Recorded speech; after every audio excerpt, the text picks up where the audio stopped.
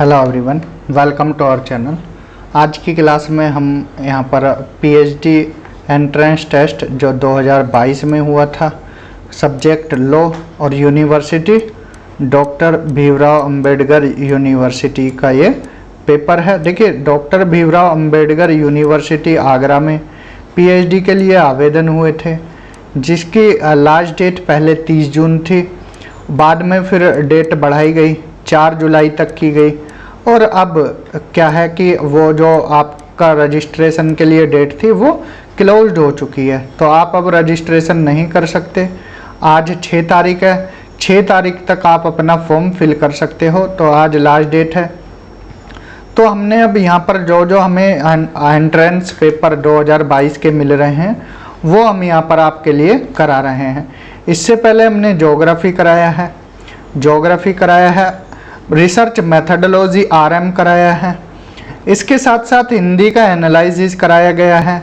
आज हम law subject का यहाँ पर पेपर कराएंगे, जिससे आपको आइडिया हो जाएगा किस तरह का पेपर आता है। तो इत्मीनान से देखिए एक्सप्लेनेशन का उम्मीद मत करना, क्योंकि हमारा सब्जेक्ट लॉ नहीं है। सिर्फ आपको यहाँ पेपर का पैटर्न दिखाने के लिए और उनका आंसर की से आंसर बताए जाएंगे, जो ऑफिशियल आंसर की थी आंसर की, उससे आंसर आपको यहाँ पर बताए जाएंगे। तो आपको पेपर का पैटर्न पता लग जाएगा और उनके आंसर्स पता लग जाएंगे। इस बेसिस पर आप अपनी तैयारी रखना। इस बार फॉर्मेट जैसा कि आपको पता है, 30 आरएम रिसर्च मेथडोलॉजी के क्वेश्चन और 70 आपके सब्जेक्ट। यहाँ पर लॉ की बात हो रही है तो 70 लॉ से क्वेश्चन आएंगे। तो आज की क्लास स्टार्ट करते हैं। पहला क्वेश्चन है यहाँ पर, who introduce the concept of pure theory of law. किसने प्योर थ्योरी ऑफ लॉ का कॉन्सेप्ट इंट्रोड्यूस किया था? ऑप्शन है John Austin, Aristotle, laurel Fuller या हैंस केल्सन। करेक्ट आंसर होगा ऑप्शन डी। जो ये प्योर थ्योरी ऑफ लॉ है ये दी गई किसके द्वारा? हैंस केल्सन के द्वारा। तो करेक्ट आंसर ऑप्शन डी हो जाएगा। नेक्स्ट देखिए, सिंपल यहाँ पर स्टेटमेंट, बुक, इनसे ही क्वेश्चन आएंगे, फैक्चुअल ज़्यादा लगेंगे। नेक्स्ट है, हु रोड द बुक लेवियनथान। ठीक है, लेवियनथान बुक किसके द्वारा लिखी गई? ऑप्शन है सैलमंड, एच.एल.ए. हार्ट, थॉमस हॉब्स या इमैनुअल कांट। तो ये बुक लिखी गई किसके द्वारा? थॉमस हॉब्स के द्वारा।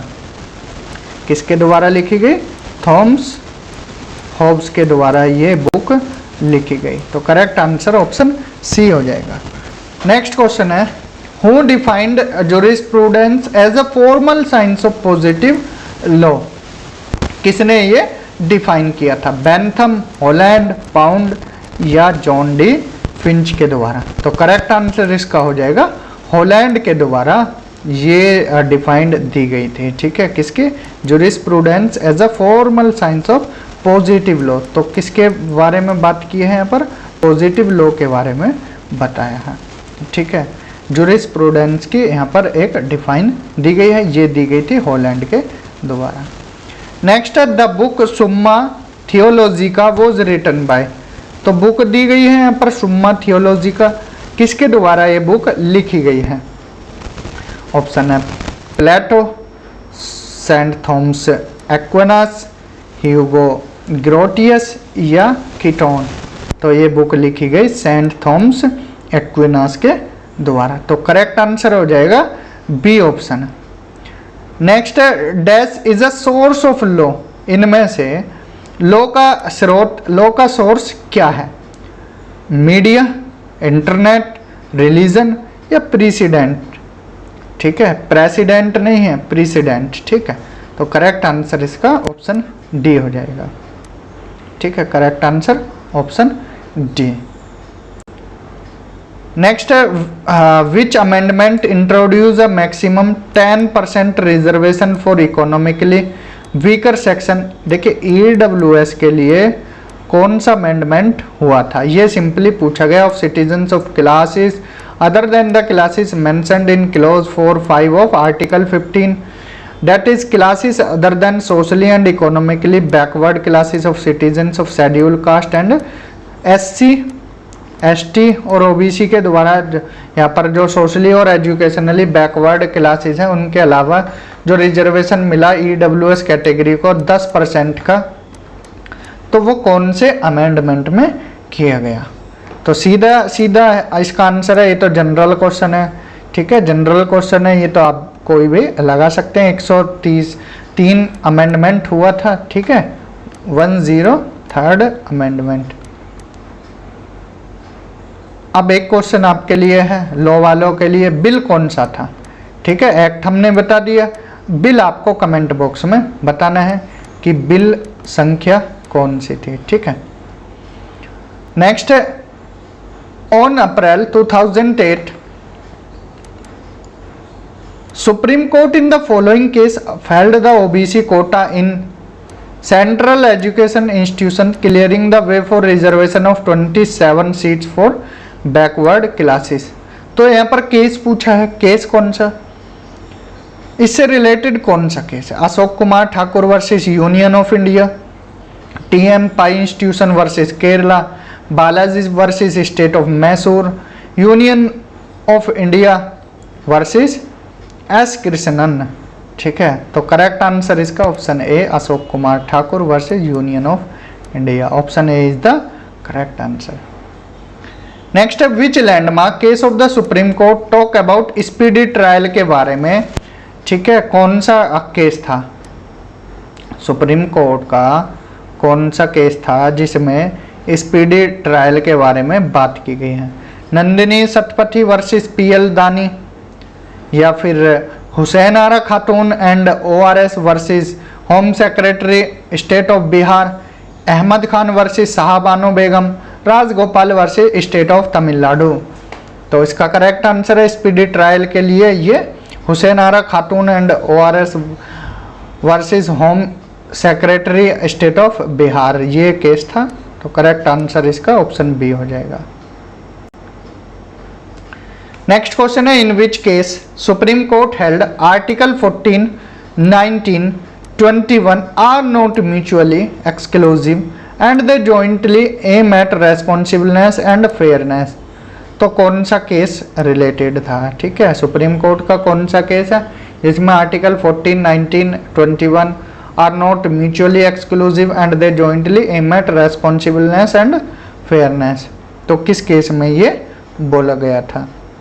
Maneka Gandhi versus Union of India, Ram Swarup versus Delhi administration, Golaknath versus State of Punjab, Jagannath versus Union of India. तो करेक्ट आंसर है इसका Maneka Gandhi versus Union of India case. तो ऑप्शन ए इसका करेक्ट आंसर हो जाएगा।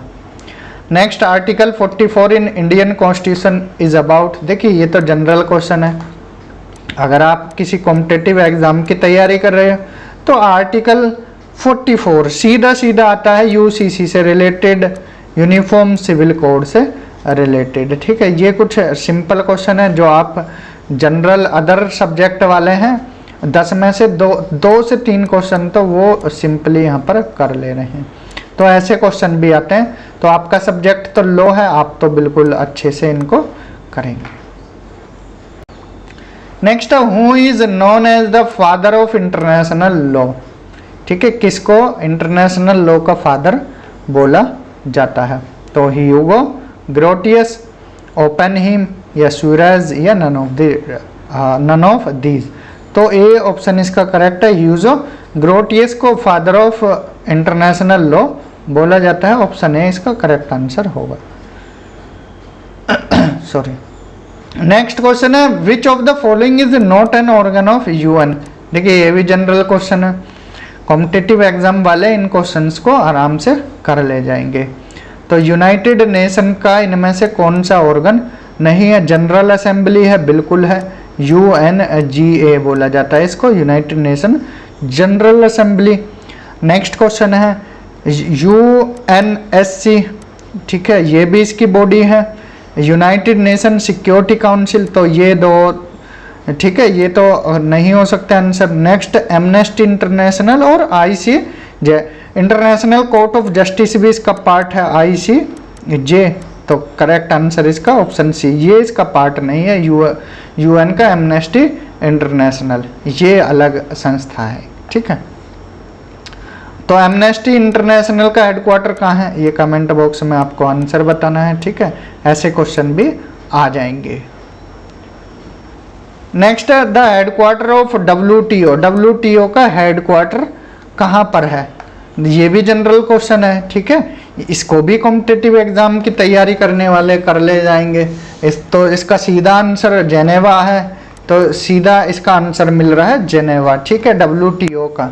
और WTO के अध्यक्ष कौन है, अध्यक्ष मेल है या फीमेल है, फीमेल है तो कौन है, मेल है तो कौन है। तो ये चीज़ें भी आपको पढ़ कर जानी है। और वो किस देश से बिलोंग करते हैं, ये जरूर पूछा जाता है कॉम्पिटिटिव एग्जाम में। देखिए इससे भी ज़्यादा डीप आपका लॉ का पेपर है, ठीक है, लेकिन कॉम्पिटिटिव एग्जाम में इससे भी डीप में जाकर पूछा जाता है। जैसे नागोजी ओंकाजाइवेला किस देश की रहने वाली हैं, इस तरह से पूछे गए हैं क्वेश्चन, ठीक है। तो ये चीज़ें आप तैयार करके जाना है। करेक्ट आंसर ऑप्शन डी होगा। नेक्स्ट, ये भी जनरल क्वेश्चन है, इंटरनेशनल कोर्ट ऑफ जस्टिस किस साल इस्टेब्लिश हुआ था। तो जब यूएन इस्टेब्लिश हुआ तभी यही हुआ 1945 में। तो ये तो वैसे भी नहीं होंगी, पहले यूएन की स्थापना ही 1945 में हुई और इसका पार्ट है ICJ। तो सीधा सा आंसर इसका ऑप्शन डी हो जाएगा। तो अब तक 14 में से 5 से 6 क्वेश्चन ऐसे हैं जो जनरल क्वेश्चन, बिल्कुल जनरल क्वेश्चन आए हैं, ठीक है। नेक्स्ट है Cartagena declaration of 1984 deals with, ठीक है। कार्टाजेना डिक्लेरेशन जो 1984 में हुआ था किससे रिलेटेड है, वुमेन, रिफ्यूजीज, चिल्ड्रन या पर्सन विद डिसेबिलिटी। तो कार्टाजेना डिक्लेरेशन ये रिफ्यूजी से रिलेटेड है। Section 82 of IPC provides that nothing is an offence which is done by a child under. अब देखिए, हाँ IPC तो देखिए पढ़नी है आपको, IPC पढ़ी, CRPC पढ़ी, अब BNS आ गया है, भारतीय न्याय संहिता 1 जुलाई से। तो ये काफ़ी डीप में आपको पढ़ के जानी है, क्या क्या लॉ चेंज हुए हैं, ठीक है, 1 जुलाई से। जैसे सेक्शन 69 पूछा आपसे, सेक्शन 69 किसके लिए है, तो सेक्शन 69 का सीधा संबंध है अगर कोई एक मेल है, ठीक है, एक मेल है और एक फीमेल है, अब दोनों क्या है रिलेशनशिप में हैं। अब मेल ने क्या है, इनको क्या है शादी के लिए बोला हुआ है कि हम आपसे शादी करेंगे, ठीक है, और फिजिकल रिलेशनशिप बनाएं। अब बाद में शादी से पहले मुकर गए कि हमें शादी नहीं करनी, लड़की ने कर दिया केस, तो कितने साल की सज़ा होगी, 10 साल की सज़ा होगी। 10 साल में इनको क्या है चक्की पीसो, ठीक है। तो ये क्या है सेक्शन 69 है BNS के अकॉर्डिंग। तो BNS भी आपको पढ़कर जानी है, क्लियर। तो यहाँ पर सेक्शन 82 पूछा है IPC का। Section 82 of IPC provide that nothing is an offence which is done by a child under 6 years of age, 7 years of age, 9 years of age, 10 years of age. तो कितने साल का बच्चा अगर कोई ऑफेंस करता है, मीन्स क्राइम में पाया जाता है, तो उसको कोई ऑफेंस नहीं, कोई सज़ा नहीं होगी। तो उसकी एज कितनी होनी चाहिए, child under 7 years of age. तो करेक्ट आंसर इसका क्या हो जाएगा, 7 साल। अगर 7 साल से छोटा बच्चा है तो उसको कोई सज़ा नहीं होगी। यह IPC के सेक्शन 82 में बोला गया है, क्लियर। नेक्स्ट है विच section of IPC deals with sedition. अब देखिए सेडिशन, जिसको राजद्रोह या देशद्रोह भी आप बोल सकते हैं। राजद्रोह, अंग्रेज क्या थे, अंग्रेजों के टाइम पर ये सेडिशन लगता था, हमारे काफ़ी क्रांतिकारियों पर लगा था। तो IPC क्या है, अंग्रेजों की है, सीधी सी बात है, ठीक है। अब सेडिशन उस टाइम में ये राजद्रोह या देशद्रोह लगा देते थे, और किस आर्टिकल में ये आता है। तो ये जनरल क्वेश्चन है, अगर किसी ने थोड़ा भी IPC पढ़ा है हमारी तरह। देखिए हमारा सब्जेक्ट है तो ज्योग्राफी, लेकिन अब तक 17 क्वेश्चन में से 10 क्वेश्चन ऐसे हैं जो हम कर ले जा रहे हैं सीधा। तो आप तो लॉ के स्टूडेंट हैं, आपको तो 17 में से फिर 15, 16, 17 ही कर देने थे सीधा। तो सिंपल इसका आंसर क्या बन रहा है, सेक्शन 124A। ठीक है, सीधे सीधे क्वेश्चन आए हैं, सिंपल क्वेश्चन है, कोई हार्ड क्वेश्चन नहीं है। हालांकि इस टाइम थोड़ा ट्रेंड बदल जाए, लेकिन अपनी तैयारी आप पुख्ता रखना। क्लियर। नेक्स्ट क्वेश्चन है question number 18। Y gives grave and sudden provocation to A on this provocation fires a pistol at Y, neither intended nor knowing himself to be likely to kill Z who is near him, but out of sight A kills Z. Here A will be liable for। ठीक है, देखिए ये question हमको नहीं आता है, तो इसका करेक्ट आंसर बता दें, culpable homicide not amounting to murder. तो इसका करेक्ट आंसर क्या होगा, ऑप्शन सी। ठीक है, आप इसको अच्छे से पढ़ लेना, इस तरह क्वेश्चन आएंगे। नेक्स्ट इसी तरह का क्वेश्चन है, A finds a ring belonging to Z on a table in the house which Z occupies, here the ring is in Z possession and A dishonestly removes it, here A has committed. तो A ने क्या किया, तो ए क्या है, theft, चोर है। ठीक है, चोरी की। ठीक है, करेक्ट आंसर होगा इसका option C. Next, which section of IPC is related to abduction, अपहरण। ठीक है, एबडक्शन, अपहरण आईपीसी के किस सेक्शन में आता है, तो सेक्शन 362 में आता है। नेक्स्ट है Gloucester grammar school case explain. तो क्या एक्सप्लेन किया था ग्लाउसेस्टर ग्रामर स्कूल केस ने, इन्होंने किया था डैमनम साइने इंजूरिया। तो करेक्ट आंसर होगा इसका ऑप्शन बी। नेक्स्ट है the defence of volenti non fit injuria is not available for. तो इसका करेक्ट आंसर है, if the consent is obtained by compulsion, if the consent is obtained by fraud, if the consent is obtained under a mistake. Correct answer option D होगा, all of the above. ये अच्छा factual question है, the pigeon whole theory was given by, pigeon whole theory किसके द्वारा दी गई, सैलमंड, Winfield, clerk and लैंडसेल Austin. तो इसका correct answer होगा सैलमोंड के द्वारा। ठीक है, option A is the right answer. Next question है, remoteness of damages is determined by, option है the test of directness, the test of reasonable foresight. तो इसके दोनों ही ऑप्शन करेक्ट है, both A and B correct. तो answer सही क्या हो जाएगा, ऑप्शन सी हो जाएगा। A loud bass beat that can be heard through an apartment wall from another apartment at midnight can be classified as.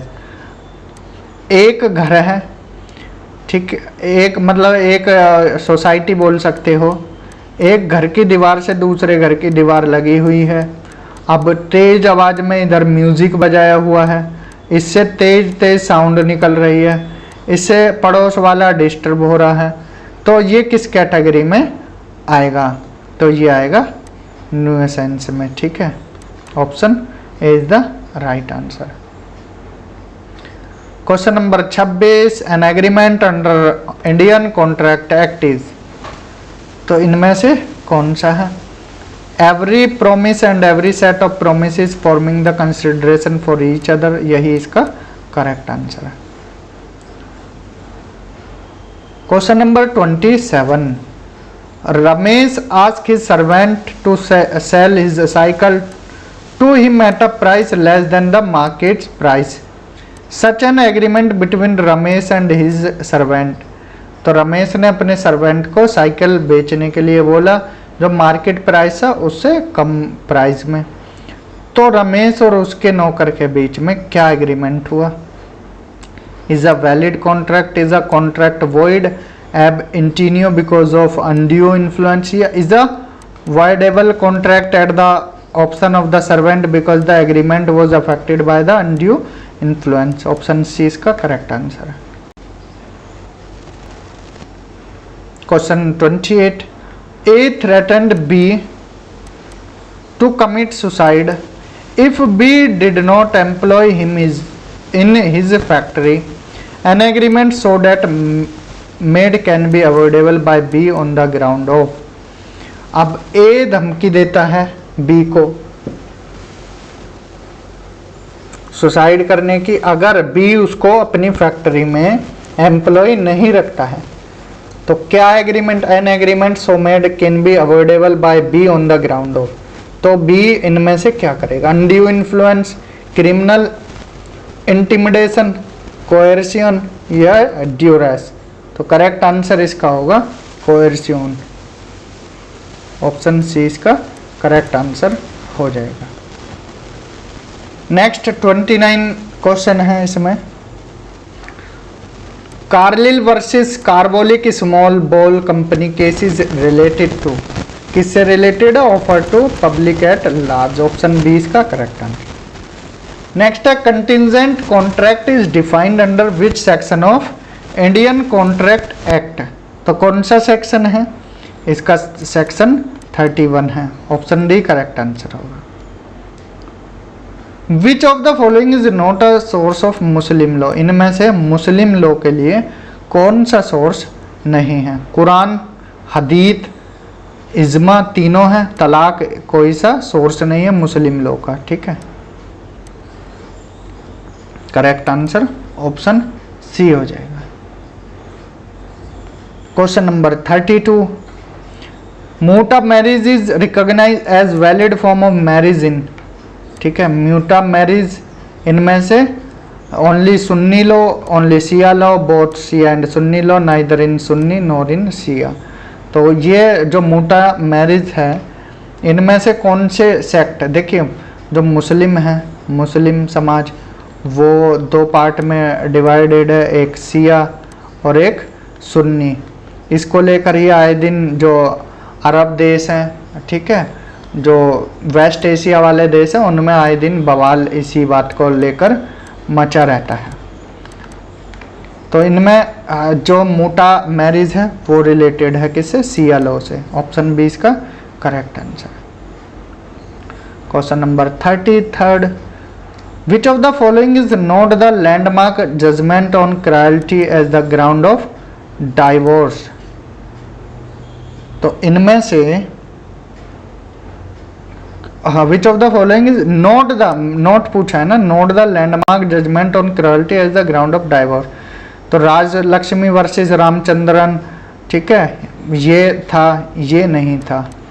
और दस्ताने वर्सेस दस्ताने, तो ऑप्शन ए इसका करेक्ट आंसर हो जाएगा।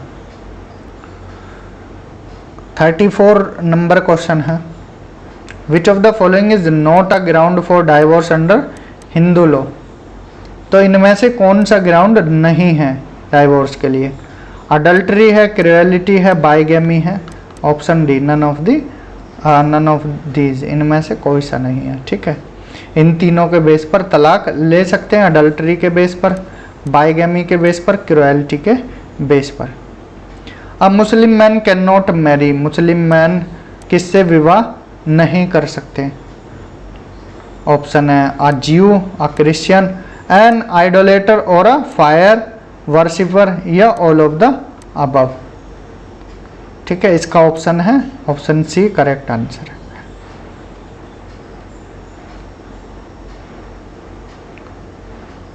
ठीक है, जो मूर्ति और अग्नि की पूजा करते हैं उससे मुस्लिम मैन शादी नहीं करते, ये लिखा गया है। ठीक है, ऑप्शन सी में। क्वेश्चन नंबर 36, 36वां, where is the headquarter of the NHRC। NHRC का हेडक्वार्टर कहाँ है? अब सीधी बात है, ठीक है, ये एक राष्ट्रीय बॉडी है, तो इसका हेडक्वार्टर नई दिल्ली में है। Nai Delhi is the right answer. How many articles are there in the universal declaration of human rights है? तो इसका करेक्ट आंसर होगा 30 है। कितने आर्टिकल्स हैं universal declaration of human rights में? 30 आर्टिकल हैं। 38वां क्वेश्चन है, central pollution control board CPCB has been discussed in which section of the air prevention and control of pollution act 1981। याद रखना ये air prevention and control of pollution act 1981 के कौन से सेक्शन में है, तो सेक्शन 3 में है। ऑप्शन ए इसका करेक्ट आंसर हो जाएगा। Environment protection act came into force in, किस साल आया था ये, 1986 में। 1986 इसका करेक्ट आंसर है। Question number 40, NGT simple question है, नेशनल ग्रीन ट्राइब्यूनल, ठीक है, जनरल क्वेश्चन है। 2010 में इसकी स्थापना हुई थी, जहां 2010 है वही इसका करेक्ट आंसर है। ऑप्शन ए इसका करेक्ट आंसर है, 18 अक्टूबर 2010। Intellectual property rights IPR in India covers, ये भी जनरल क्वेश्चन है। पेटेंट, कॉपीराइट, ट्रेडमार्क तीनों आते हैं। ऑप्शन डी इसका करेक्ट आंसर है, ठीक है। IPR में तीनों आते हैं। Under trips for protection of copyright, trips के अंडर जो कॉपीराइट का प्रोटेक्शन है उसमें क्या है, 10 years after the death of author, 25 years after the death of author, या 30 साल या 50 साल। तो इसका करेक्ट आंसर होगा 50 years after the death of author, ठीक है। करेक्ट आंसर ऑप्शन डी है। A major amendment to ITA information technology act 2000 was made in the year, तो किस साल ये बना था, 2008 में बना था, ठीक है। करेक्ट आंसर होगा 2008। नेक्स्ट है, इन the year 2020 Indian government ban 59 Chinese mobile app, जिसमें एक ऐप का नाम वो था जिसमें नाचते थे, ठीक है, नाच नाच के पैसा बनाते थे। कौन सा ऐप था वो, टिकटॉक। तो उन 59 में एक टिकटॉक भी था, टिकटॉक बंद करा दिया गया, ठीक है, इंक्लूडिंग टिकटॉक। देखिए लिखा है ना, invoking under section of IT act 2020। इस तरह से अब और भी ऐप चलाने वाले देखिए चला रहे हैं, टिकटॉक के तरह ही अल्टरनेटिव ढूंढ लिए उन्होंने, तो उनका नाचना आज भी नहीं रुका है। जैसे टिकटॉक पर नाचते थे, बनाते थे रील जो भी है शॉर्ट वीडियो टाइप, वो अभी भी चालू है इन लोगों की। तो यहाँ पर सिंपल क्वेश्चन सेक्शन से आपसे पूछा है, तो सेक्शन कौन सा था, सेक्शन 69, ठीक है, सेक्शन 69 ए के तहत 69। नेक्स्ट है, विच section of IT act 2000 deals with legal recognition of electronic signatures, तो इसका करेक्ट आंसर आएगा section 5। Judicial review of N administrative action means, तो इसका मीन्स क्या है, रिव्यू बाय द जुडिशरी, क्योंकि जुडिशियल रिव्यू बोल दिया ना, तो रिव्यू बाय द जुडिशरी इसका सिंपल मीनिंग है। The institution of ombudsman was first initiated in the year 1809, ये तो काफ़ी अच्छा सवाल है। देखिए भारत में लोकपाल को लेकर चर्चा हुई थी, तो लोकपाल अगर आप पढ़ते हो तो इसका बैकग्राउंड जानोगे, तो ओम्बुड्समैन शब्द सुनोगे, तो ये सबसे पहले किस देश में इनिशिएट किया गया था 1809 में, तो स्वीडन में। इसका करेक्ट आंसर होगा स्वीडन। जो स्कैंडिनेवियन कंट्रीज हैं, स्कैंडिनेवियन में एक देश आता है स्वीडन, वो यहाँ पर ये स्टार्ट हुआ था। तो भारत में लोकपाल नाम है, वहाँ ओम्बुड्समैन है।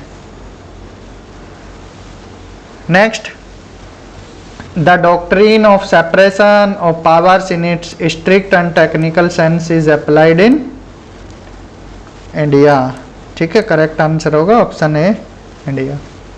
DPSP से रिलेटेड, the DPSP directive principle of state policy in Indian constitution has been borrowed from. अरे इतना अच्छा क्वेश्चन, सिंपल क्वेश्चन है। DPSP किस देश से लिया गया था? तो आयरलैंड से लिया गया था, आयरलैंड के कॉन्स्टिट्यूशन से, Irish constitution. Question number last, which one of the following is not correct. देखिए इसको क्वेश्चन को कराने से पहले बता देते हैं, पिछली बार 2022 में 50 क्वेश्चन आए थे, लेकिन अब 70 क्वेश्चन आएंगे। तो 70 क्वेश्चन की तैयारी करना है आपको, और 30 क्वेश्चन आएंगे आपके रिसर्च मैथडोलॉजी से रिलेटेड, और 70 आएंगे लॉ से रिलेटेड। तो आप अच्छे से अपनी तैयारी करना। तो क्वेश्चन नंबर 50 देखते हैं। नॉट करेक्ट पूछा है। पहला है equality before law and equal protection of law, कौन सा आर्टिकल मैच करता है? राइट टू एजुकेशन आर्टिकल 21 है, ठीक है, आर्टिकल 21 है। और equality before law and equal protection of law article 14। Right to life and personal liberty, ठीक है, ये हो गया 21, होल्ड पर छोड़ते हैं अभी। Right to freedom of conscience and to practice profess and propagate any religion, ये भी सही है, ये भी सही है, ये भी सही है। तो इसका थर्ड होना चाहिए, ठीक है। जो right to life and personal liberty है वो किस में आता है? आर्टिकल 19 में आता है। तो करेक्ट आंसर इसका थर्ड हो जाएगा। थर्ड मीन्स ऑप्शन सी हो जाएगा, ठीक है, इसका करेक्ट आंसर। तो इस तरह से हमने यहाँ पर लॉ के 50 क्वेश्चन कराए हैं। ये सेट ए था। सेम ऐसे ही क्वेश्चन सेट बी और सी में दिए गए थे, बस क्वेश्चंस पलट दिए गए थे। क्वेश्चंस क्या है? पलट दिए गए थे। अब आप अपनी 2024 की तैयारी अच्छे से करना। डेट एक्सटेंड का मत सोचना कि डेट एक्सटेंड होगी। अभी क्या है कि 28 जुलाई ही डेट है एंट्रेंस एग्ज़ाम की, तो उस हिसाब से आप अपनी तैयारी करना। तो इस वीडियो में हमने लॉ कराया। अब तक हम कितने पेपर करा चुके हैं? Geography, Hindi, law. आगे जो भी और पेपर मिलेगा हम आपको ज़रूर कराएंगे। तो इस वीडियो में इतना ही। Thank you, have a good day.